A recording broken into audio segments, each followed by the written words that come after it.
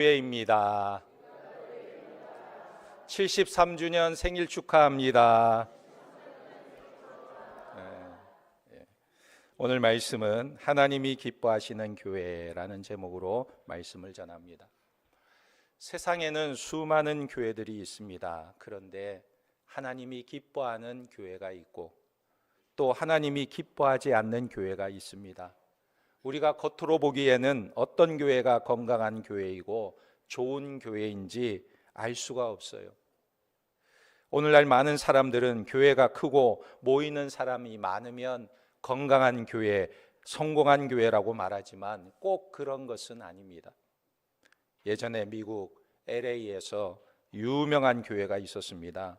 로버트 슐러 목사님이 목회하는 크리스탈 처치, 수정교회가 있었습니다. 이 교회는 많은 목회자들의 부러움의 대상이 되었어요. 그래서 미국에 가면 목사님들이 꼭 가보는 교회가 바로 수정교회였습니다. 이 교회가 얼마나 웅장하고 아름다운지 이 예배당에 가서 예배를 드리려고 탁 앉으면 강대상 뒤쪽이 전부 통유리로 되어 있고 좌우 벽도 다 통유리로 되어 있어요. 교회를 숲속 가운데 지어 놓았으니까 그 주변이 다 숲으로 보이는 것입니다. 마치 예수님께서 벳세다 들녘에서 말씀을 전하시는 것과 같은 그런 생각이 드는 교회였습니다. 그런데 오래전에 안타까운 소식이 들려왔어요. 그 교회가 부도가 나서 천주교로 넘어갔다는 이야기였습니다. 소문난 교회였지만 한번 가서 구경하고 싶은 교회였지만 건강한 교회는 아니었던 것입니다. 그럼 어떤 교회가 건강한 교회이고 하나님이 기뻐하시는 교회일까요? 그것은 하나님이 기뻐하시는 교회는 복음이 살아있는 교회인 것입니다. 복음의 능력이 있는 교회인 것입니다. 5절 말씀에 보면 이는 우리 복음이 너희에게 말로만 이른 것이 아니라 또한 능력과 성령과 큰 확신으로 된 것임이라. 우리가 너희 가운데에서 너희를 위하여 어떤 사람이 된 것은 너희가 아는 바와 같으니라. 5절에서 바울은 복음을 그냥 복음이라고 말하지 않습니다. 데살로니가 전후서를 보면요, 바울은 이 복음에 대해서 8번이나 강조하고 있는데 이것은 복음의 내용에 대해서 말하고 있는 것입니다. 복음이 무엇이냐? 복음이 무엇이냐? 복음은 예수 그리스도를 통해 죄인들에게 구원을 주시는 기쁜 소식이 복음이다. 예수 그리스도를 통하여 구원을 주시는 기쁜 소식이 복음이다. 그런데 5절에 보면 복음 앞에 소유격으로 되어 있는 우리라는 호칭을 사용하고 있는데 왜 우리 복음이다 이렇게 말하고 있을까요? 여기에는 두 가지 의미가 있습니다. 바울과 그의 동력자들은 복음을 창시한 자들이 아니라는 거예요. 단지 하나님께 부여받았다는 것입니다. 이것은 바울과 그의 동력자들이 복음을 만들어낸 것이 아니고 복음을 창시해낸 자들이 아니라는 거예요. 저들도 하나님께로부터 부여받은 복음을 가지고 있었다는 것입니다. 그리고 두 번째로 바울과 그의 동력자들 역시 다른 사람들과 마찬가지로 복음이 꼭 필요한 자들이었다는 거예요. 복음이 꼭 필요한 자들인데 그 복음을 소유하고 있었다. 왜 이런 말을 표현하고 있습니까? 바울이 그랬어요. 어떤 사람은 복음도 모르면서 전도하는 사람이 있다. 그래서 고린도전서 9장 27절에 보면 남에게 전파한 후에 자신도 도리어 버림을 당할까 두려워함이로라 그랬어요. 복음이 뭔지도 모르고 복음을 전하는 사람이 있다는 거예요. 분명한 복음을 소유한 자로 복음을 전파해야 함을 말씀하고 있는 것입니다. 그럼 복음을 어떻게 소유하고 있습니까? 5절 말씀해 보니까 이는 우리 복음이 너희에게 말로만 이른 것이 아니라 그랬어요. 여기 말로만 이르지 않았다 표현하고 있는데 이것은 두 가지 의미가 있습니다. 하나는 말로만 임하지 않았다는 것은 예수님께서 이런 말씀을 하셨어요. 사람이 떡으로만 살 것이 아니요 하나님의 입으로 나오는 모든 말씀으로 살 것이라 그랬어요. 그러면 여러분, 사람은 무엇으로 삽니까? 떡으로 삽니까? 말씀으로 삽니까? 무엇으로 살아요? 아무 대답이 없으시네요. 사람은 무엇으로 살아요? 떡으로 살아요? 말씀으로 살아요? 말씀. 그러면 오늘부터 떡 드시지 마세요. 사는지 보게. 우리는 말씀으로 산다, 여기에 익숙해 있습니다. 맞습니다. 말씀으로 살아요. 그러나 사람은 떡도 필요하고 말씀도 필요한 거예요. 떡으로도 살고 말씀으로도 사는 것입니다. 예수님께서는 떡을 완전히 제외하고 말씀으로만 사는 것이라고 말하지 않으셨어요. 떡으로만 사는 게 아니고 여호와의 입으로 나오는 말씀으로 사는 것이다 그랬어요. 떡도 필요하고 말씀도 필요하다는 거예요. 마찬가지로 복음이 말로만 아니라는 것은 먼저 복음이 말로도 전파되었다는 것입니다. 언어로 전해지고 언어로 표현되지 않으면 그것은 땅에 묻힌 보배일 뿐이라는 거예요. 여러분, 나가서 전도할 때 제일 먼저 사용하는 도구가 무엇입니까? 입이잖아요. 입. 말로 전하잖아요. 말로 복음을 전하잖아요. 그런데 이 말은 표현되어야 복음이 나타나게 되는 것입니다. 말로 표현되는 것이 무엇입니까? 예전에 이렇게 전도하는 분들이 많이 계셨어요. 예수 천당 불신지옥 이렇게 외치는 분들이 계셨어요. 길거리에 서서 예수 천당 불신지옥. 또 어떤 사람은 피켓을 만들어 가지고 거기에다가 예수 천당 불신지옥 서서 들고 있는 거예요. 지나가면서 보라고. 또 어떤 분은 띠를 만들어서 예수 천당 불신지옥 새겨서 띠를 두르고 서 있는 거예요. 제가 신대원 다닐 때 신학생 중에 아주 독특한 분이 계셨어요. 빨간 천에다가 예수 천당 불신지옥 글씨를 쓰고 그걸 오려가지고 자기 옷에다가 재봉틀로 박았어요. 큼지막하게 등 전체가 예수 천당 불신지옥 크게. 그리고 다니는 거예요. 그러니까 사람들이 다 그것만 보는 것입니다. 그런데 이분이 일상복에만 붙이는 게 아니고 전도사인데 교회 갈 때 양복 입어야 되잖아요. 그런데 양복에도 빨간 글씨로 예수 천당 불신지옥 새겨 갖고 다니는 거예요. 근데 여름이 되면 덥잖아요. 양복 우아기는 좀 벗어야 되잖아요. 벗었는데 보니까 와이셔츠에도 예수 천당 불신지옥 새겨가지고 다니는 거예요. 그래서 너무나 독특한 분이다. 그렇게까지 안 해도 될 텐데 우리 전도사님들끼리 그렇게 이야기하면서 좀 안타깝게 생각했는데 어느 날 이분이 결혼을 한다는 소식을 들었어요. 그래서 전사님들끼리 생각을 했습니다. 이분이 결혼식장에서 예복에도 새길까? 서로 내기를 했어요. 과연 새길 것인가? 안 새길 것인가? 그랬는데 결혼식장에 갔다 온 전도사님이 하는 말이 결혼식 예복에도 예수 천당 불신지옥 새겨가지고 서 있더래요. 그래서 예식에 온 하객들이 다 그분 등짝만 바라보고 있는 거예요. 주례자가 교수님이었는데 아주 특이한 분이었어요. 뭐라고 주례했냐면 딱 한마디, 이혼하지 마! 그리고 끝냈다고 그래요. 여러분, 우리가 복음은 말로 전할 때 드러나게 되는 것입니다. 우리가 말이라고 할 때 그것은 언어만을 말이라고 하지 않습니다. 우리가 언어로 전달하는 것은 몇 프로 되지 않아요. 우리가 말을 할 때 이 입으로 전달하는 것보다 더 많이 전달되는 게 있는데 우리의 표정이나 우리의 제스처나 우리의 행동이나 눈빛이나 이런 모든 것이 다 전달되는 것입니다. 우리의 모든 모습이 다 말이 되는 거예요. 그래서 글이나 작품이나 노래나 그림이나 몸짓이나 표정, 이 모든 것이 복음의 그릇이 되어서 복음을 표현하는 언어가 되는 것입니다. 언젠가 신문에 보니까 르네상스 시대에 의상을 입은 젊은 여인이라는 그림이 소개되었어요. 바로 저 그림입니다.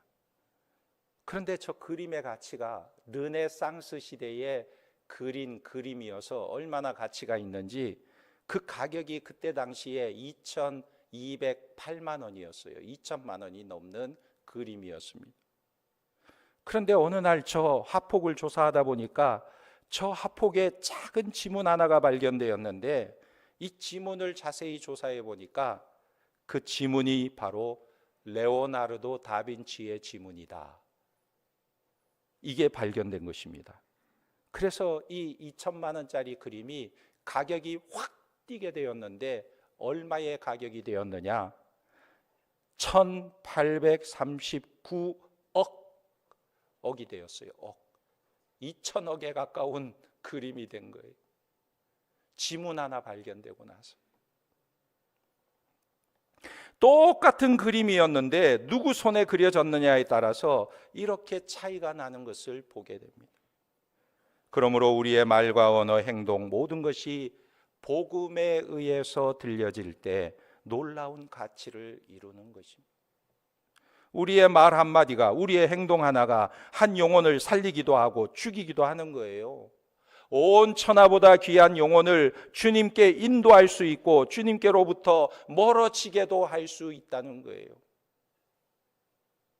그래서 바울은 예수 믿는 자들에게 너희는 예수 그리스도로 옷 입으라 말하고 있어요.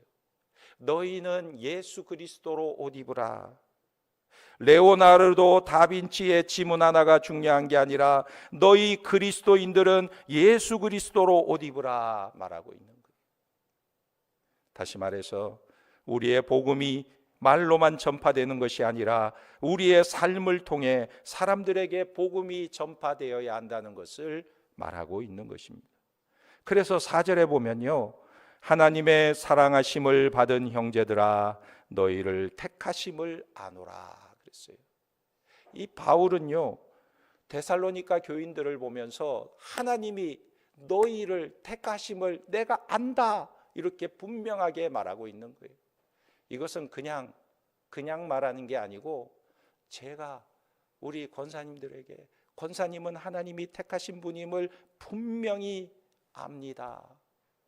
이렇게 말하는 것처럼 바울이 분명하게 저들에게 말하고 있는 거예요. 하나님의 복음으로 변화된 구원받은 하나님의 사람임을 내가 안다 확신 있게 말하고 있다는 것입니다.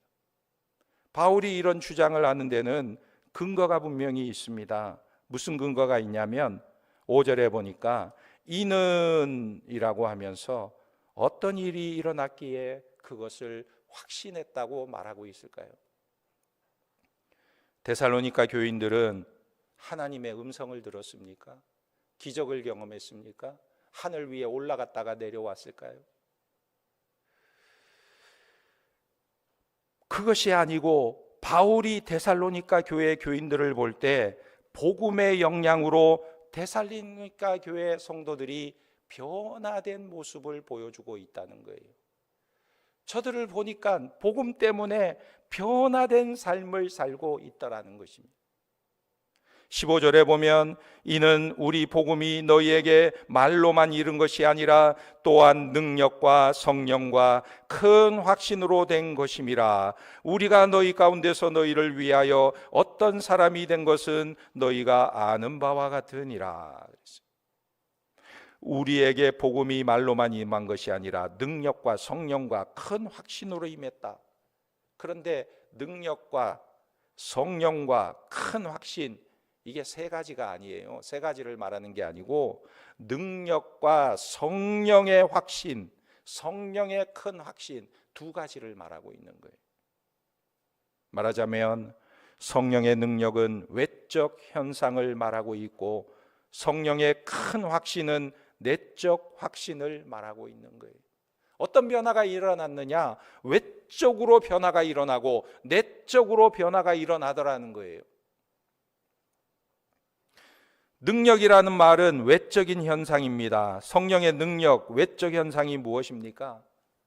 죄인인 한 사람을 구원해서 변화시키는 능력을 말하는 거예요.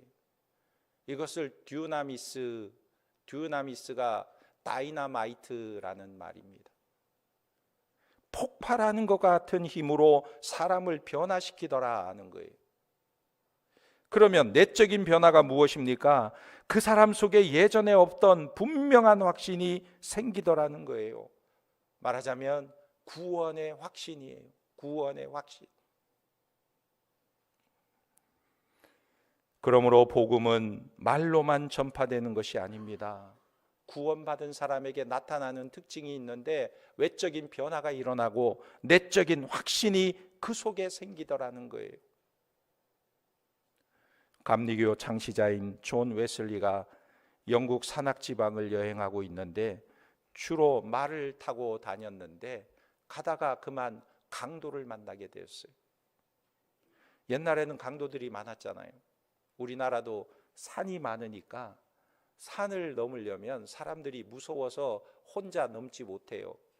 기다렸다가 사람들이 모이면 10명이나 20명이나 모이면 그때 같이 함께 산을 넘어요. 왜? 강도를 만날까 봐.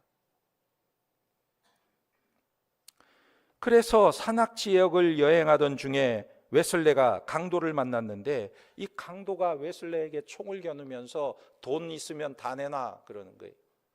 웨슬레가 나에게는 가진 게 없소, 돈이 없소. 그러자 보따리를 내놓으라 하면서 다 뒤져보니까 아무것도 없는 거예요. 그래서 이 강도가 에이 재수없네 하고 가려고 하는데 웨슬레가 강도를 부르는 것입니다. 여보시오 잠깐만 기다리세요. 내가 당신에게 선물을 하나 줄 테니 이걸 좀 꼭 가지고 가세요. 그러면서 성경책을 하나 꺼내서 그 강도에게 전해주면서 이렇게 말했습니다.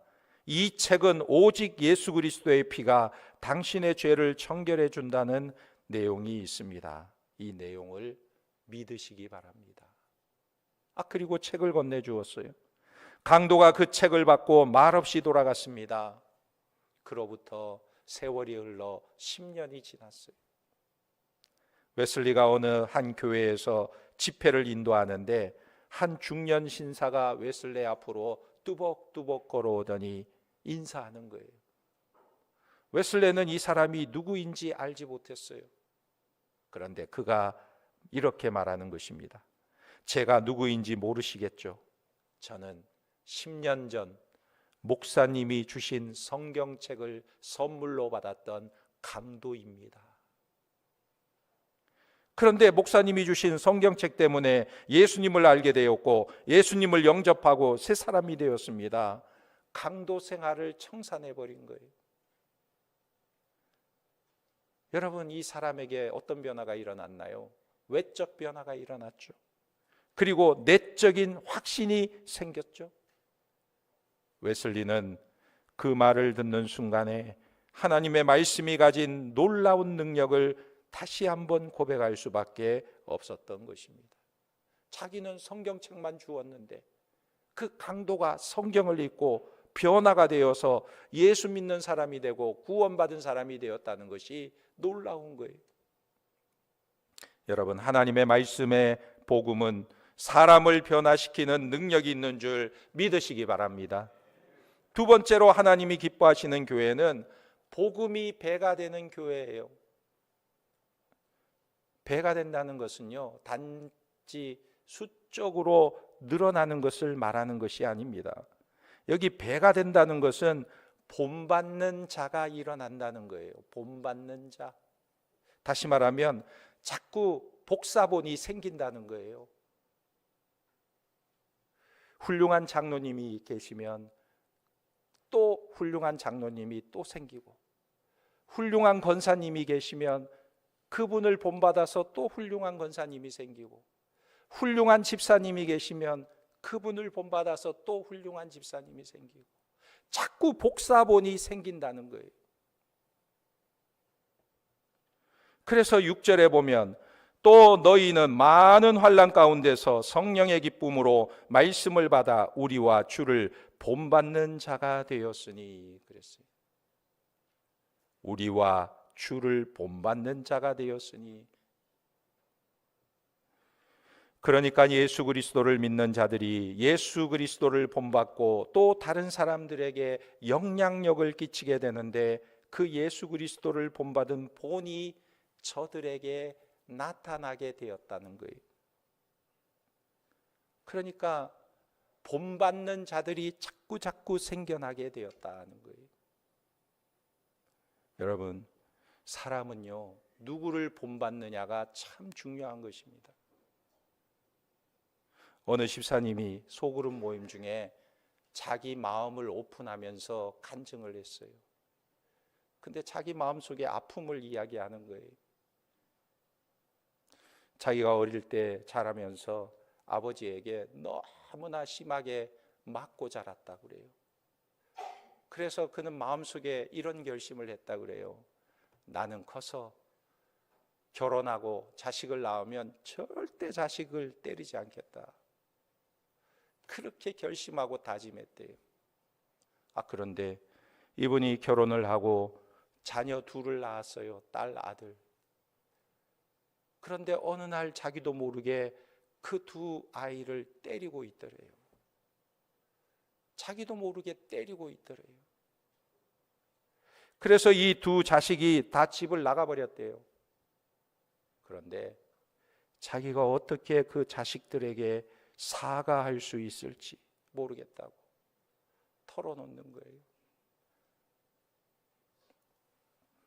자기는 안 그러려고 결심했는데 어느새 자기도 아버지를 닮아가고 있더라는 거예요. 그러나 여러분, 복음이 능력이 있는 교회는 어떤 배가 운동이 일어나야 하는가? 주를 본받는 자들이 많아진다는 거예요. 예수 그리스도를 본받는 자들이 많아지는 것입니다. 그래서 7절에 보면 그러므로 너희가 마게도냐와 아가야에 있는 모든 믿는 자의 본이 되었느니라 그랬어요. 예수 믿는 자들이 예수 그리스도를 본받고 또 다른 사람들에게 영향력을 끼치게 되었는데, 그 예수 그리스도를 본받은 본이 저들에게 나타나게 되었다. 그러니까 여러분, 교회는 어떤 모습이어야 합니까? 그리스도의 모습을 나타내는 곳이 교회여야 하는 거예요. 예수 그리스도를 나타내는 곳이 교회여야 하는 것입니다. 그리스도의 사랑을 나타내는 곳이 교회라는 거예요. 그래서 교회에 오면 사랑을 느껴야 되는 거예요. 초신자들이, 새신자들이 교회에 오면 나는 아무것도 아닌 존재인데 교회에서 왜 이렇게 나를 사랑해주고 환영해주고 인정해주고 받아주는가? 사랑을 느껴야 하는 거예요. 그러니까 그리스도인이 되었다고 하는 것은 독특한 삶을 전파하는 것입니다. 의정부 중앙교회 가니까 정말 소망이 있어요. 세상에서는 나를 아무도 알아주지 않고 인정하지 않고 무시하는데, 의정부 중앙교회 가니까 너무너무 나를 사랑해주고 반겨주고 받아주네요. 여기에 소망이 있구나, 이것을 느껴야 하는 것입니다. 옛날에 제가 분당에서 사역할 때 집사님 집에 장례가 났어요. 그런데 이 집사님이 장례가 나서 갔다는 이야기를 들었는데, 전화를 해보니까 집사님이 그런 이야기를 해요. 목사님, 절대 오지 마세요. 너무 멀어요. 절대 오지 마세요. 오면 안 돼요. 그러시는 거예요. 그래서 도대체 어딘데 오지 말라는 겁니까? 그랬더니 목사님, 여기 청학동이에요. 지리산 산골짜기 청학동이에요. 그래. 그 얘기 안 했으면 안 갈 텐데, 청학동이에요. 그러니까 청학동 가야 되잖아요. 그래서 청학동까지 이제 조문하러 찾아가는 것입니다. 옛날에는 내비게이션이 없어서 사회과부도 지도책을 들고 이제 찾아가는 거예요. 그렇게 가다 보니까 한 8시간 걸려서 지리산 산골짜기 청학동에 도착하게 되었습니다. 해가 뉘어지고 어두워지기 시작했어요. 어느 집에 들어가서 여기 초상집이 어디냐고 물으니까 댕기머리를 따고 또 한복을 입은 사람이 저 위에 올라가면 초상집이 있다고 가보라는 거예요. 그에 올라갔더니 이 집사님이 보고 깜짝 놀라 뒤로 나다빠지려고 하는 거예요. 아니 어떻게 여기까지 오셨냐고. 그래서 찾아가서 조문을 하고 돌아오게 되었는데, 여러분 이 청학동 사람들 보니까 너무나 독특한 삶을 살아요. 세상에 알력이 지어지기 전까지 옛날 우리나라 고유 한복을 입고 머리를 닦고 학교 가기보다는 서당에 다니고 농사를 짓고 그렇게 사는 모습이었습니다. 옛 모습 그대로를 유지하고 세상 문명과 접하지 않고 그렇게 살았던 거예요. 아주 독특한 삶을 살았습니다. 그러니까 청학동 사람들이 도시로 나오게 되면 그들이 나오는 순간 사람들이 그들을 눈여겨보게 된다는 거예요. 야, 저 사람들은 어떻게 저런 모습을 하고 살지? 저 사람들은 어떻게 저런 독특한 복장을 하고 살지? 마찬가지입니다. 우리가 예수 믿고 복음을 받게 되면 삶의 독특한 방식이 주어지는데 어떻게 달라집니까? 사람들이 다 알아볼 정도로 야, 저 사람 그리스도인이구나, 저 사람 예수 믿는 사람이구나, 이렇게 말하게 된다는 거예요. 그래서 사도행전 11장에 보면 바울이 안디옥에 가서 교회에서 1년간 복음을 가르치고 하나님의 말씀을 가르쳤는데 그 제자들이 안디옥에서 비로소 그리스도인이라 일컬음을 받게 되었다, 이렇게 말하고 있어요. 사람들의 눈에도 예수 믿는 사람들이 다르게 보이는 것입니다. 그래서 그리스도인이다, 이렇게 인정하게 되었다는 거예요. 그러면 그리스도를 추종하는 사람들의 특징이 무엇입니까? 예수 믿는 사람들의 독특한 특징이 무엇일까요? 요한복음 13장 35절에 보면 너희가 서로 사랑하면 이로써 모든 사람이 너희가 내 제자인 줄 알리라 그랬어요. 할렐루야. 예수 믿는 사람은 독특한 것이 한 가지 있는데 사랑이 있다는 거예요. 사랑이 있다는 것입니다. 사랑은 어떤 죄인도 다 받아줘요. 사랑은 어떤 죄인도 용납하는 것입니다. 세상은 죄인을 용납하지 못하죠. 처벌하라, 가둬라, 응당의 대가를 치르게 하라 외치지만 그리스도인은 어떤 죄인도 용납해줘요. 사랑이 있어요.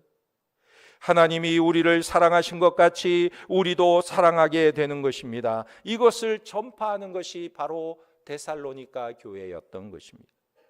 그래서 저들은 예수 그리스도를 본받을 뿐 아니라 예수 그리스도를 나타내고 저들의 믿음이 각처에 소문이 나게 되었다는 거예요. 8절에 주의 말씀이 너희에게로부터 마게도냐와 아가야에만 들릴 뿐 아니라 하나님을 향하는 너희 믿음의 소문이 각처에 퍼졌으므로 우리는 아무 말도 할 것이 없노라 그랬어요. 본이 된다는 것은 전파되는 거예요. 들릴 뿐 아니라 나팔 소리가 크게 울려 퍼져나가듯이 소리를 퍼뜨린다는 거예요. 예전에 군산의 옥정리에 가면 술 주정뱅이꾼이 한 사람이 있었어요. 얼마나 술을 먹고 난리를 치는지 이 사람이 술만 먹었다 그러면 동네 사람들이 다 벌벌벌 떨어요. 왜? 술 취해가지고 지나가다가 집 문을 그냥 발로 차서 부셔버리고 또 남의 집인지 자기 집인지 구별이 안 가니까 아무 집에나 들어가서 그냥 들어누워 자버리고 동네 깡패처럼 그냥 행동하니까 이 사람만 떴다 그러면 다 그냥 무서워하고 벌벌벌 떠는 거예요. 그런데 어느 날 이 사람이 예수 믿고 구원받아서 그 시골 교회의 전도사가 되었어요. 그래서 예수님을 전하는 거예요. 그러자 동네 사람들이 너무나 신기해하는 거예요. 아니, 저 술 주정뱅이가 어떻게 저렇게 변했지? 저 술 주정뱅이가 어떻게 저렇게 달라졌지? 교회에 뭔가 있나 보네. 그러면서 동네 사람들 중에 예수 믿는 사람들이 하나 둘씩 생기기 시작한 것입니다. 여러분, 성도는 복음으로 그 속사람이 변해서 이제는 생각하는 것도 복음적인 사람이 되고 마음을 쓰는 것도 예수님 닮은 마음을 쓰는 자들이 되어야 하는 것입니다. 오늘 우리는 예수 그리스도의 복음을 가진 자로서 복음을 퍼뜨리고 하나님의 사랑을 전파하는, 하나님이 기뻐하시는 교회가 되시기를 예수님의 이름으로 축원합니다. 아멘.